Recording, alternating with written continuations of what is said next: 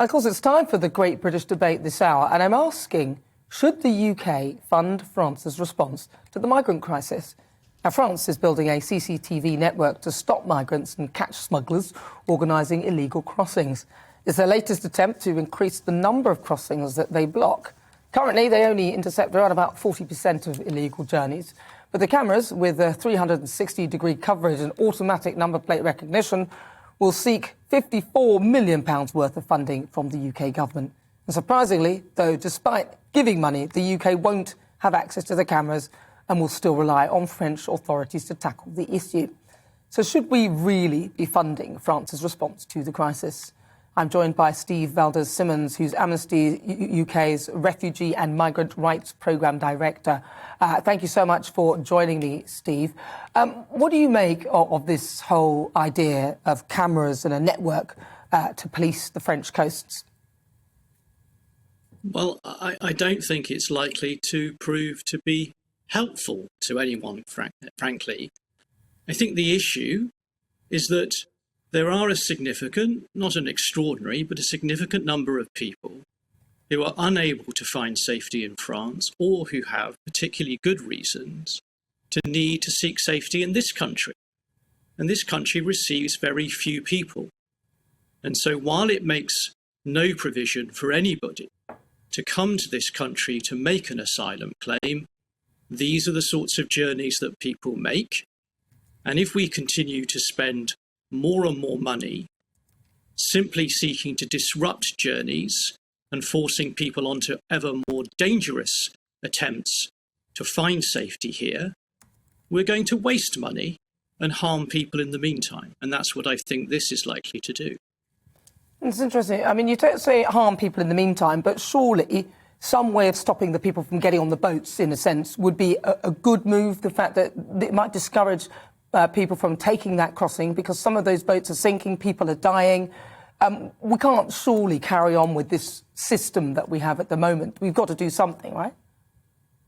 Well, I agree that we shouldn't carry on with what we're doing at the moment, but steps like this are carrying on with what we're doing at the moment, because what we do, and what we've done for many years, is to devise ever more restrictive means to prevent people making any journey at all, whether authorised or not, and making no provision for the safety that people need or the reuniting with family here that people seek. And while we do that, all that does is means that people have to find other ways of trying to achieve what they are entitled to do, which is to seek asylum here. Few do, but those who do are entitled to do it. And we keep basically allowing smugglers to thrive by ever more dangerous routes that are ever more profitable to them. But surely this is a way of not allowing smugglers to thrive, to try and make profit out of this. I mean, this is a step forward. I hear you that we probably need to look at proper routes for migration. But surely this particular aspect is a positive thing. It's going to stop people from getting, hopefully, onto those boats that could end up with them dying. Well, the problem is I don't think it is, because it's like the last step and the last step before that and the step before that. All of them are about stopping or trying to stop or deter particular types of journeys, as you say, dangerous ones. And each time there's some success in closing down one route, smugglers, who are very devious and very profitable, find new routes. And oftentimes those routes turn out to be more dangerous than the last one. And I'm afraid if you do nothing about providing the routes that some people need, all you do is displace people onto ever more dangerous journeys while spending enormous sums of money that just keep smugglers in business. So you'd say these cameras are no good, even if the UK did have access to them, there's just no point to it? Well, if the UK was also providing the means for people who have good reason to make these journeys, providing them safe and lawful journeys and access to that, then maybe there would be reason to have cameras and steps like this. But in the absence of the one, this effort is just, I fear, going to do more harm. Steve Valdez-Simmons, thank you so much for talking to us. He's a Refugee and Migrant Rights Director at Amnesty International UK. Well, I'm also joined in the studio by Alp Mehmet. He's the chair of the Migration Watch. Alp, you heard what Steve has said.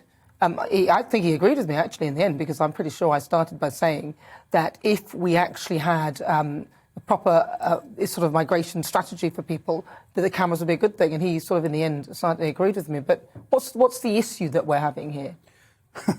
Well, it's an issue that's been going on for a while, and clearly we're finding it very difficult to find a solution to the problem.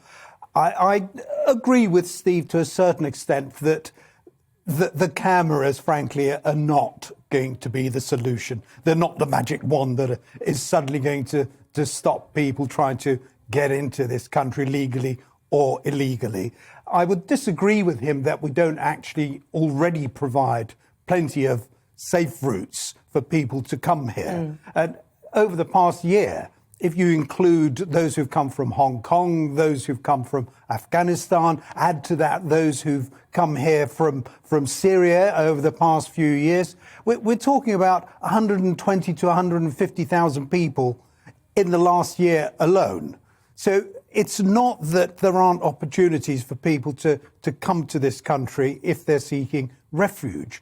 The demand, though, is huge. It's massive, frankly. And if Steve thinks that somehow we're going to put in place a system that allows all those people who are jumping into boats now to be able to apply and come here regularly, I think he's deluding himself. The demand is far too big for that to happen. And if we had any posts in France or wherever else, it will soon be swamped by people, overrun by people wanting to come here. Well, you see, because I thought, of course, the migrants are coming from lots of different countries, and I thought we did have deals with lots of different countries as to how we can take in refugees. So when he said that, I presume that he's saying that there's nothing for people who are in France to cross to the UK safely. That's where I'm thinking that he's talking. Well, is that the case then? If you are in France and you want to get to this country as a migrant, it's literally impossible to do that. That's what he seems to be saying. Look, if you're in France and you're looking for a safe refuge somewhere, if you're fleeing persecution, then frankly, it's France that you should be applying for it in, or indeed the other countries that you've passed through. But simply to say, and it's all very well for France to say, we want money to put various systems in place to try and thwart people. But the fact is that we are paying them effectively to do what they should be doing anyway. They're not doing that at the moment, and that is part of the problem.